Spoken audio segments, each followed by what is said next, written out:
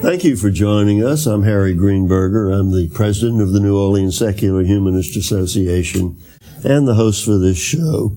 We are happy to have you with us again today. My guest today is James Bernazzani, who is the president of the Youth Rescue Initiative.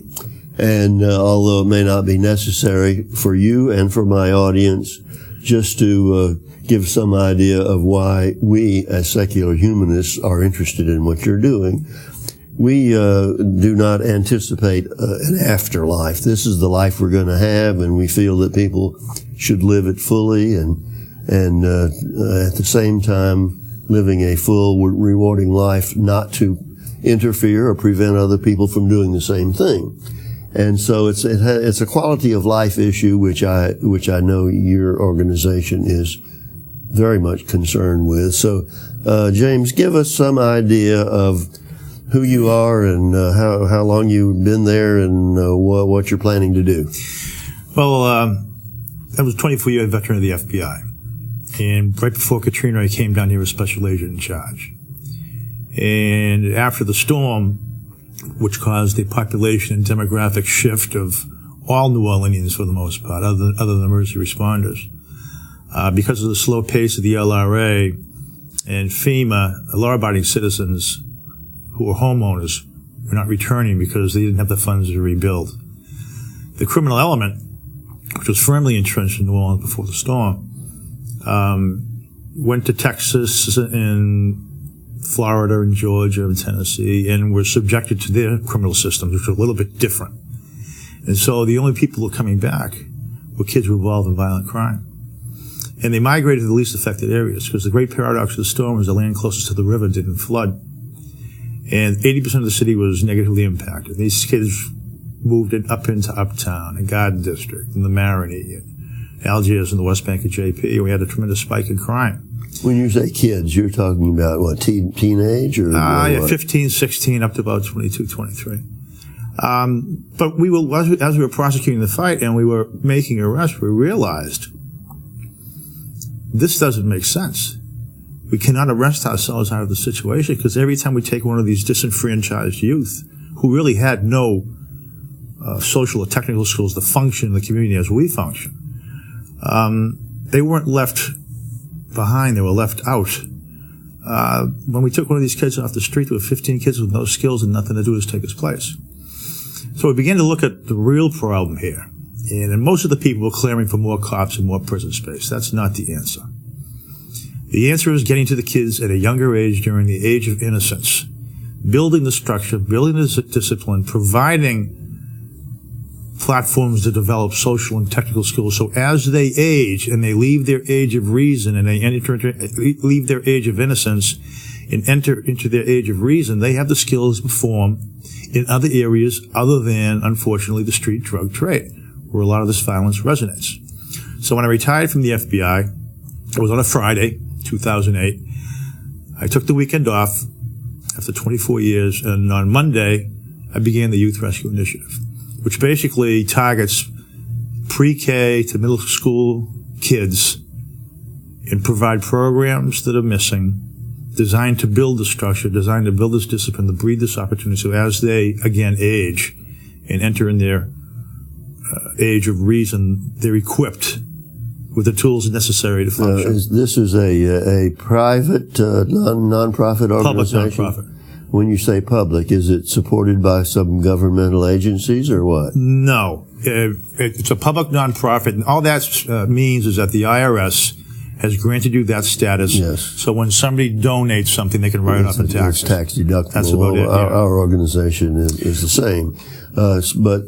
So do you get any funding from any governmental agency? No, we found it's very difficult to qualify for government funding because government funding, you have to go to a government entity. Although we're a public nonprofit, we're not considered a government entity. So that's why we partner with area universities, other government agencies, businesses, obviously the schools, the library system, as a force multiplier of human capital, and to qualify for certain grants that we might not otherwise be qualified for. All right. Now, explain to me exactly how you operate. What is it that you do that involves these young people? Okay, this is not nighttime basketball, occupying time. Okay? The kid can score 20 points, go home, and he's none the wiser, he's no better off. So what we try to do is we try to get to these kids at a young age. We have a series of programs. They're on our website, www.youthrescueinitiative.org. Say that twice so people will. www.youthrescueinitiative.org. Or if you go on Google and just Google Youth Rescue Initiative, it comes up. Okay. And you'll see our programs. And our programs are designed to build skills through education by doing. Classic example. We have a burgeoning film industry here. New Orleans is number 3 in the country behind New York and L.A. Biggest complaint is they're going to bring in the outside skilled talent because there's very few people here with those skills. And so we have partnered with graduate students from UNO and Warren Easton High School. We have 2 programs in the film industry. One is fully funded. The other one's we're in the process of fully funded. We're only a year old.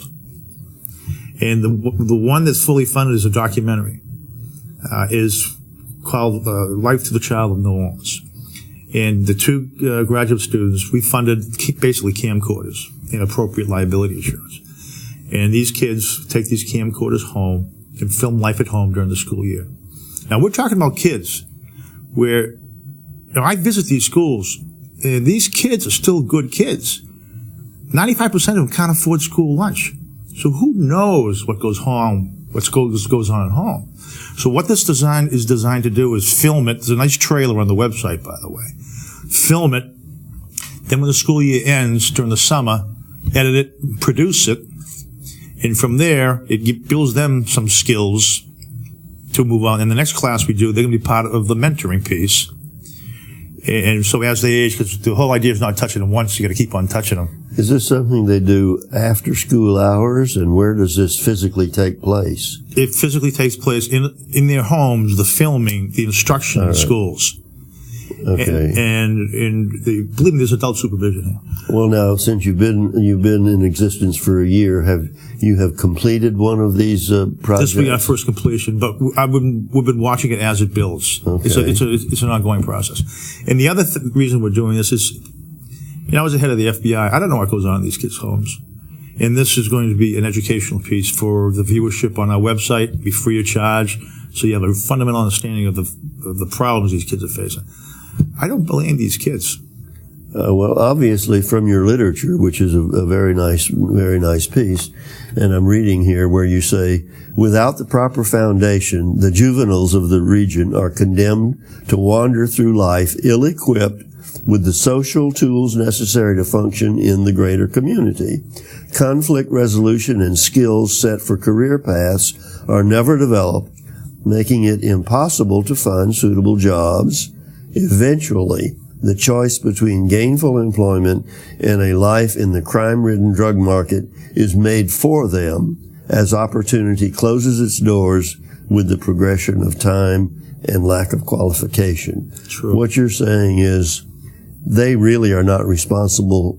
The circumstances have more or less forced them into this undesirable kind of lifestyle. I think select state institutional failures over a generation have produced a segment of the community that fails to understand the social contract as you and I understand it, especially as it deals with dealing with one another, conflict resolution.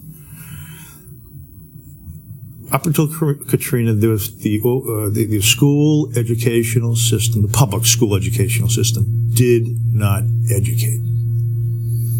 There's a lot of societal denial there, but that's the fact. Which is widely acknowledged. By certain circles. Aspects of the state judicial system fail to mete out proper consequences for criminal activity. These guys thought they were bulletproof, no pun intended, back in the streets in a matter of days. A tremendous witness intimidation program, and the crime spiraled. We had a lot of retaliation killings. And third, a level of corruption that drove away businesses or precluded businesses from establishing themselves here, which one, denied the city a tax stream for programs for the kids, and two, meaningful jobs for the kids. But it's been going on and it's been entrenched for so long. If you had a Fortune 500 company come here in New Orleans and says, New Orleans, here's a